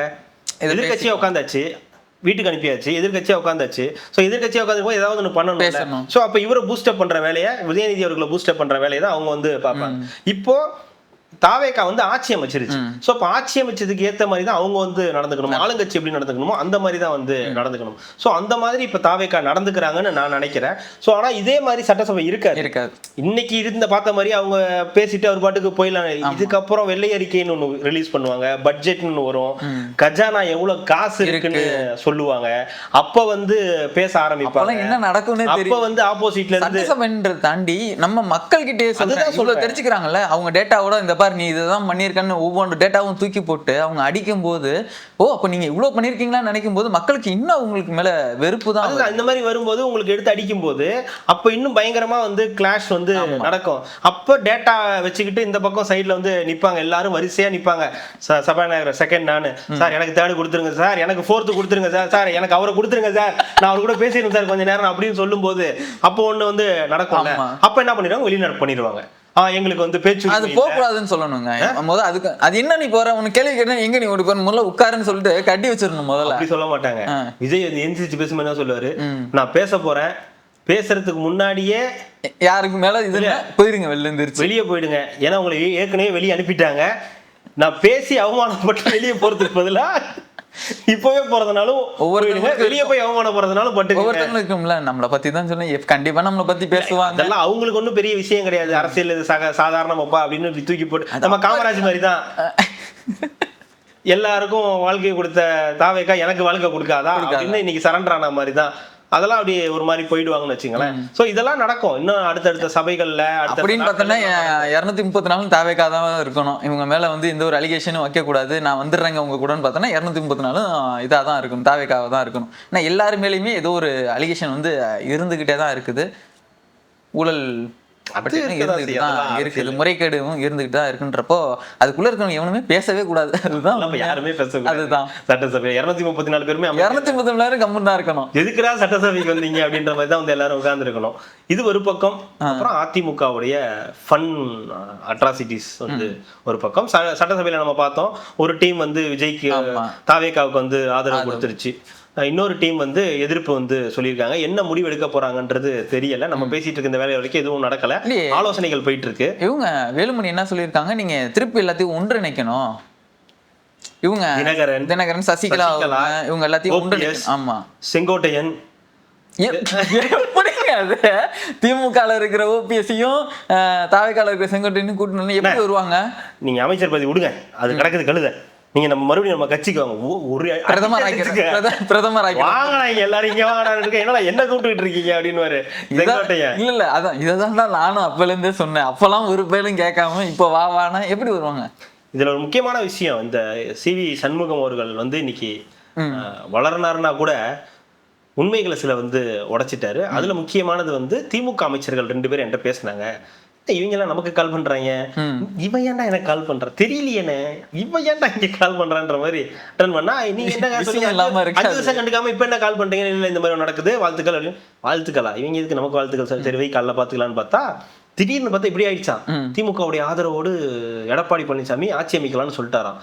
அப்புறம் வந்து சிவி சண்முகம் கொஞ்சம் ஒரு இதுவா சொல்லிட்டாரு, நான் ஓப்பனா சொல்றேங்க, அவருக்கும் பையன் இருக்கு, எனக்கும் பொண்ணு பையன்லாம் இருக்கு, நம்ம வீட்டுல காரி துப்புவாங்க, நம்ம வீட்டுல சோத்துல நமக்கே விஷம் வச்சிருவாங்க, இந்த மாதிரி எல்லாம் நடந்துச்சுன்னா நான் வேணா என் புள்ளைய கூட்டு வந்து சத்தியம் பண்றேன், நீங்க அந்த மாதிரி பண்ணுவீங்களா, சொன்னது உண்மை அப்படின்னு. விஜயபாஸ்கர் சும்மா இரு எல்லாம் சொல்லியாச்சு, அதெல்லாம் உண்மை தானே, நடந்தது தானே அப்படின்றத ஓப்பனா வந்து இன்னைக்கு வந்து உடைச்சிட்டாரு. 2வது இன்னொன்று நடந்ததுதான் திருமாவளவன் அவர் வந்து அவர் தானே முதலமைச்சர். யாரு? திருமாவளவன் அவர்கள். First option Edappadi. எடப்பாடி முதலமைச்சர் நீங்க ஆகுங்க. 25 அமைச்சர்கள் வந்து இவங்க சைடு, அதிமுக சைடு, எடப்பாடி முதலமைச்சர், அப்புறம் ஆதரவு நிலைப்பாடு எல்லாம் வந்து பண்ணிக்கலாம் அப்படின்ற மாதிரி பிளான் பண்ணியிருக்காங்க. அதுக்கப்புறம் என்ன நடந்திருக்கு, இல்ல இது கஷ்டம், மக்கள் கஷ்டமா இருக்குன்றதுனால பொதுவானவர் ஒருத்தர் வந்து தூக்கிட்டு வந்து அந்த இடத்துல, ஆமா அந்த இடத்துல வந்து நம்ம வந்து நீ கழுத்தை பிடி நானும் கழுத்தை பிடிக்கிறேன்னு ஒண்ணு பண்ணலாம். ஏன்னா அவரு தான் ரொம்ப ஈஸி, நீ கழுத்தை பிடிச்சாலும் எதுவும் சொல்ல மாட்டாரு, நான் கழுத்தை பிடிச்சாலும் எதுவும் சொல்ல மாட்டாரு. என்னன்னு ஏன் கழுத்தை பிடிக்கிறீங்கன்னு கேட்டா, கழுத்தை பிடிக்கலங்க, செயின் எடுக்கிறதுக்காக அளவு பாக்குறோம் 2 பேரும் சேர்ந்து, உங்களுக்கு ஒரு செயின் போடலாம், முதலமைச்சர் ஆயிட்டீங்கன்னு 2 பேரும் சேர்ந்து வந்து கழுத்தை பிடிச்சு பார்த்தோம் அப்படின்னு வந்து, இல்ல எனக்கு மூச்சு முட்டுது அதுதான் என் பிளான் அப்படின்னு வந்து பிளான் அப்படின்னு வந்து சொல்லுவாங்க. அப்போ திருமாவளவனுக்கும் அந்த ஒரு இது இருந்திருக்குது. திருமாவளவனுக்கு தெரியாம இது நடந்திருக்காது. ஆமா, எனக்கு இது தெரியாது அப்படின்னு சொன்னாருன்னா அப்போ அவர்கிட்ட அப்ப அந்த அரசியல் இல்லைன்னு நம்ம புரிஞ்சுக்கணும். இன்னைக்கு வன்னியரசு வந்து கேட்கிறாரு, அது எப்படி தலித் ஒருத்தர் முதலமைச்சர் ஆகிறத எடப்பாடி வந்து தடுக்கலாம்? 2 சீட் வச்சுட்டு நீங்க முதலமைச்சர் ஆகணும்னு நினைக்கிறது உங்களுடைய தப்பு. நீங்க வந்து ரொம்ப ஒரு நியாயமான ஒரு கட்சினா நீங்க உழைத்து நீங்க 234 தொகுதியிலையும் போட்டி போட்டு, இல்ல ஒரு 150 தொகுதியில போட்டி போட்டு ஒரு 100-110 சீட்டு ஜெயிச்சு ஒரு கூட்டணி கட்சிகளோட முதலமைச்சர் ஆகணும்னு நினைக்கணும். அடுத்தவன் ஜெயிக்கிறான், அந்த ஜெயிச்சதுல போய் நான் போய் முதலமைச்சர் ஆகணும்னு நினைக்கிறத 1/2% அந்த மக்களே விரும்ப மாட்டாங்க. அது உங்க சார்ந்த அந்த மக்களே அதை வந்து அறவே விரும்ப மாட்டாங்க. அவங்களுக்கு அதிகாரம் வேணும்னு நினைப்பாங்க, ஆனா இப்படி ஒரு அதிகாரம் வேணும்னு அவங்களுமே வந்து நினைக்க மாட்டாங்க. அப்போ திருமாவளவர்களை முதலமைச்சர் ஆக்கலாம் அப்படின்னு பிளான் பண்ணாங்களாம். அந்த பிளான்ல சிவி சண்முகம் அவர்கள் வந்து சொல்லிட்டாராம், சரி ஓகே அப்படின்ற மாதிரி பண்ணலாம் அப்படின்னு. அதுக்கு எடப்பாடி நான் ஒத்துக்க மாட்டேன், as I am suffering from fever, நான் தான் வந்து முதலமைச்சரா இருப்பேன், ஒரு காலத்திலயும் நான் வந்து அதை விட்டு கொடுக்க மாட்டேன். அதாவது அவரு ஆட்சியில இருந்தாலும் அவரு தான் முதலமைச்சரா இருப்பாராம், திமுக ஆதரவு கொடுத்தாலும் அவரு தான் முதலமைச்சரா இருப்பாராம். இது என்ன நியாயம் இருக்குது? 47 சீட் அடிச்சுட்டு எந்த ஊர்ல வந்து முதலமைச்சர் இருந்தாங்க? நிதிஷ்குமார் வேணா இருக்கலாம், அது அந்த ஊருக்கு பொருந்தும், நம்ம ஊருக்கு பொருந்துமா? இதுல இன்னும் எனக்கு இன்னும் பிரஸ் மீட்ல ஒரே ஒரு டவுட் இருந்துகிட்டே இருக்கு. எல்லாரும் பேரையும் சொல்றாரு சிவி சண்முகம், அந்த ஒரு பேரை சொல்ல மாட்டேங்கிறாரு.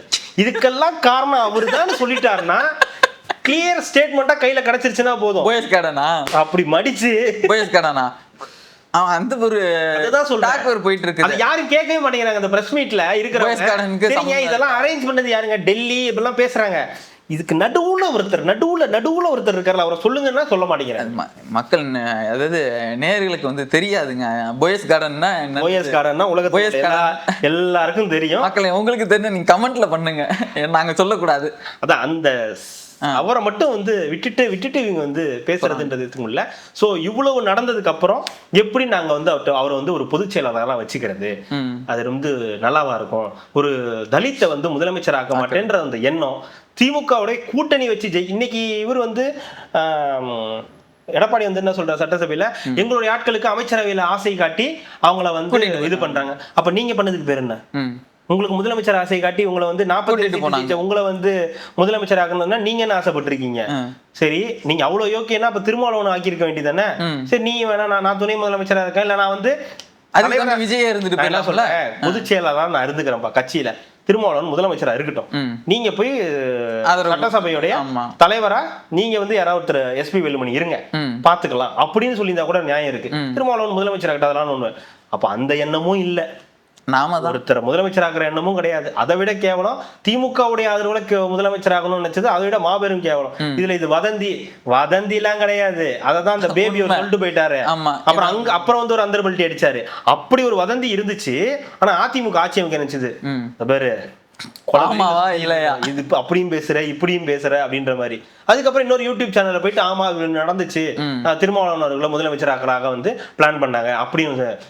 நான் தான் அன்னையில காலையில இருந்தே சொல்லிட்டு இருந்தேன், எங்க அந்த மனுஷன் நீங்க ஆளை காணாங்க, இத்தனை மணிக்கு வரேன்னாரு, காலைல 11 மணிக்கு வராரு, எங்க போனாப்ல எங்க இருக்காரு போனாங்கல்ல, அன்னைக்கு போனதோட கடத்திட்டாங்க. கடத்தல, இவரே ஓடி போயிருப்பாரு. அதுக்கு பேர் தான் கடத்தல். கடத்திட போற அதுக்கு பேர் தலைமறைவுங்க. அப்படியே வச்சுக்கலாம், அதை நேரடியா சொல்லக்கூடாது அப்படி சொன்னேன். அவரு போய் எங்கேயே இருந்துகிட்டு ஆளையே காணும். எங்க 11 மணிக்கு இவரு வீரபாண்டி கேக்குறாரு, எங்களுடைய நிலைப்பாடு தான் அவருடைய நிலைப்பாடு இல்ல, அது முதல் நாள் 6 மணிக்கு நினைக்கிறேன் சொன்னாருங்க. நிலைப்பாடு வந்துருவாரு அப்படின்னாங்க. 6:30 மணிக்கு வந்துடுறேன்னு சொன்னாரு, வரல. அடுத்த நாள் காலையில 11 மணிக்கு அவர் சொல்லிடுவாரு அப்படின்னு பேபி சொல்றாரு. ஆனா இன்னும் சொல்லலன்றது எங்களுக்கு ஆச்சரியமா இருக்குன்றது. அப்புறம் பார்த்தா 4 மணிக்கு எல்லாரும் ரெடி ஆகுறாங்க. எல்லாம் ஒரு பரபரப்பான செய்தி, எல்லாரும் தயாராகுங்க. ஏன்னா சொல்லுங்க 6 மணிக்கு சொல்லியிருக்காரு அண்ணன். இது 4:30 மணிக்கு சொல்லியிருக்காரு. இது எத்தனை மணிக்கு சொல்றாங்க? 1 மணிக்கு சொல்றாங்க, 1 1:30 சொல்றாங்க. இது ஒரு அப்டேட்டா? அப்புறம் வந்து 5:30 மணிக்கு, அதுக்கப்புறம் தான் 4:30 மணிக்கு அவர் வந்து கடிதம் கொடுத்து ஆதவர்ஜனை போய் வாங்கிக்கிட்டு ஆளுநரை போய் பார்க்க போனது. அதுக்கப்புறம் தான் இங்க வந்து 6:30 மணிக்கு வந்து இங்க வந்து கொடுத்தது. சோ இதெல்லாம் தான் வந்து நடந்துட்டு இருக்கக்கூடிய அரசியல். அதிமுகவுல மிகப்பெரிய பிளவு விழுந்துருச்சு. அதை உட்கார்ந்து சுவாரஸ்யமாக வேடிக்கை பார்க்கிறார் தற்போதைய முதலமைச்சர் சி ஜோசப் விஜய் அவர்கள். என்ன பண்ணீங்க? என்ன 2013 கை கட்டினானா? சரி நீ என்ன பண்ண? என் பேனரை கிழிச்சியா? சரி இருக்கட்டும், எல்லாம் மைண்ட்ல இருக்கிறாச்சா கட்சி. அது வேற ஏதோ ஒரு மீம் வந்து சுத்தி நீங்க கேட்டீங்க 2011 காவலன் படம் தானே? ஆமா, அதுதான் ஆரம்ப புள்ளி. இன்னைக்கு அரசியலுக்குல முதலமைச்சரா விஜய் உட்கார்ந்து இருக்கிறதுக்கான ஆரம்ப புள்ளி விதை போட்ட இடமே அதுதான். அங்கதான் நல்லா ஞாபகம் இருக்கு. 2011 காவலன் படத்துக்கு வந்து பெரிய பிரச்சனையாகுது. இந்த பெரிய பிரச்சனைக்கு காரணமே இந்த ஒட்டுமொத்த பேக்ரவுண்ட் தான், எக்கோ சிஸ்டம் தான்.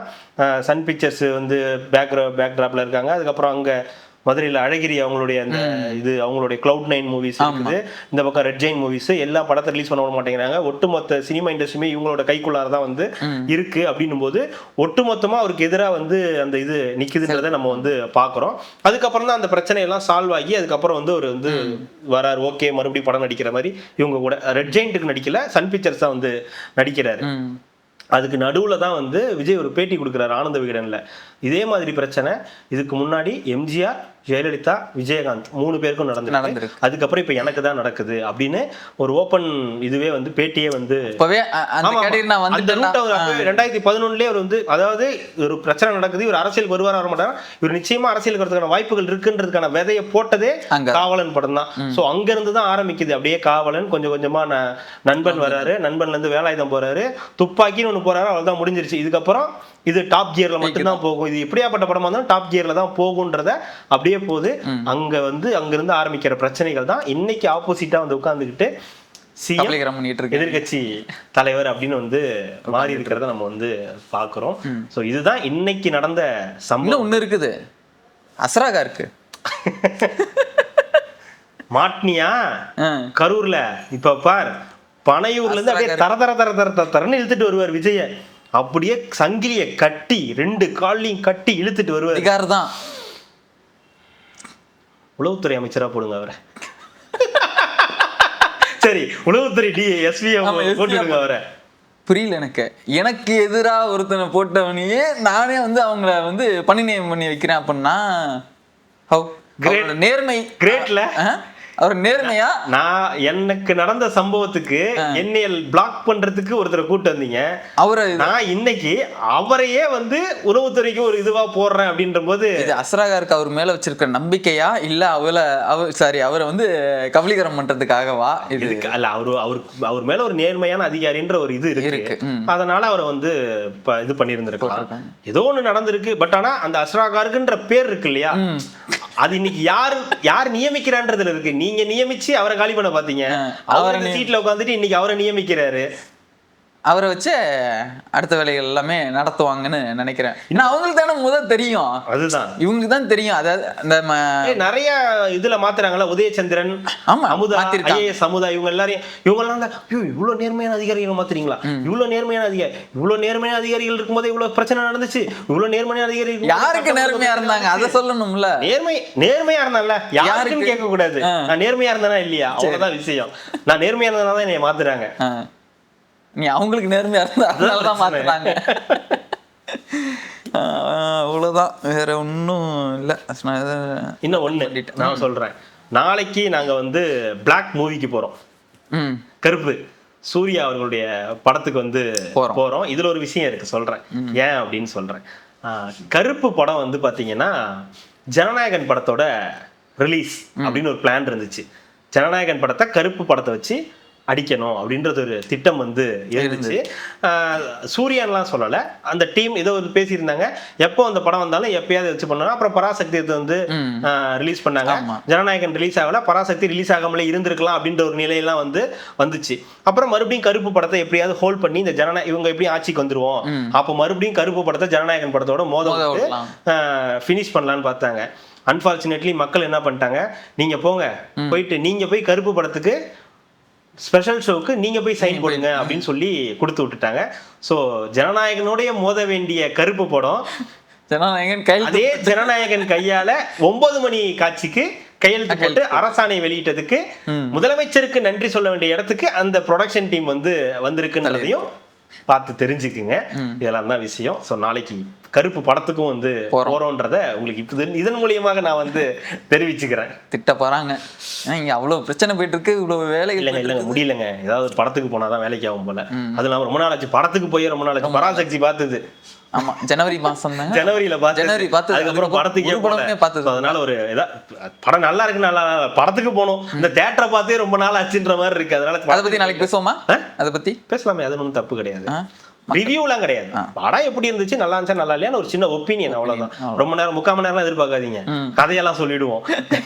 அதனால அந்த கெட்ட பழக்கம்லாம் இருக்கு. அதனால வந்து சொன்னாங்க என்னப்பா ஒரு 20 நிமிஷம் அந்த மாதிரி வந்து ஒரு ஒப்பீனியன் வேணா சொல்ல ட்ரை பண்றோம். பாருங்க, முடிஞ்சா வந்து நல்லா இருந்ததா பாருங்க. ஆமா, அதுல இன்னொரு முக்கியமான ஒரு விஷயம் சொன்னீங்க, இந்த படத்துக்கு ஏன் போகணும், இப்ப கருப்புக்கு ஏன் போகணும்னு இவ்வளவு துடியா துடிச்சிட்டு இருக்கீங்க அப்படின்னு நான் கேட்டதுக்கு ஒரு விஷயம் ஒண்ணு. கருப்பு படத்துடைய கதை இல்லையா, இந்த கதை முதல்ல சொல்லப்பட்டதே தளபதி விஜய் அவர்களுக்கு தான். as a fan-ஆ அப்படி என்ன நீங்க தளபதிக்கு வந்து படம் வந்து ஓகே பண்ணியிருக்காரு. ஆமா, அது ஓகே பண்ணாரு. RJ பாலாஜி வந்து சொல்லியிருக்காரு, நான் வந்து விஜய் அவர்களுக்கு கதை சொன்னேன், அந்த கதையை வந்து ஒரு ஓகே பண்ணாரு, எனக்கு வந்து சீக்கிரம் எடுக்கணும்னு சொன்னாரு, பட் என்னால் அது முடியாது அப்படின்னு நான் வந்து சொன்னதுனால இந்த படம் ஆக்சுவலி இந்த படமே பயங்கரமான பிரச்சனை தான். அவருக்கும் ப்ரொடக்ஷன் டீமுக்கும் பயங்கரமான பிரச்சனை, அவருக்கும் திரிசாவுக்கும் பயங்கரமான பிரச்சனை. ஆடியோ லான்ச்சுக்கும் போக வரல, அவங்க ஆடியோ லான்ச்சுக்கும் வந்து வரல. ஸோ வந்து ஓவராலா ஒரு பிரச்சனையில தான் அந்த படம் வந்து இப்போ ரிலீஸ் ஆகுது அப்படின்னும் போது அட்லீஸ்ட் இல்லை ரொம்ப நாள் ஆச்சுங்க. சூர்யா படம் பார்த்தே ரொம்ப நாள் ஆச்சுங்க. நான் இதெல்லாம் பார்க்கல. கங்குவா பார்க்கல. நான் பார்த்தேங்க, கத்துனாங்களே. இல்ல நான் ரீசெண்டா வந்து எந்த சூர்யா படம், ஜெய் பீம் நம்ம ஓடிடில பார்த்தோம், சூரரை போட்டு ஓடிடில பார்த்தோம், எதற்கும் துணிந்தவன் போய் பார்த்தேன், அது ஒன்றும் செல்ஃப் எடுக்கல.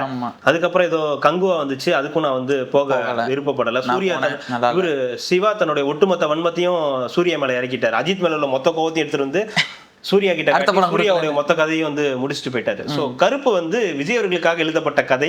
அந்த கதையில சின்ன சின்ன சேஞ்சஸ் பண்ணி சூர்யா அவர்கள் நடிக்கிறார் அப்படின்னும் போது அந்த படம் எப்படி இருக்குன்னு பார்க்கணும். ரெண்டாவது தியேட்டருக்கு போய் ரொம்ப நாள் ஆச்சு, படம் பார்த்து ரொம்ப நாள் ஆச்சு, ஒரு மாதிரி ஃப்ரீயா இல்லை. அதனால போய் படம் பார்த்துட்டு வந்து ஜாலியா பேசலாம் அப்படின்னு நாளைக்கு போயிட்டு வந்து அதுக்கப்புறம் பேசுவோம். கார்த்திக், மிக்க நன்றி, மகிழ்ச்சி.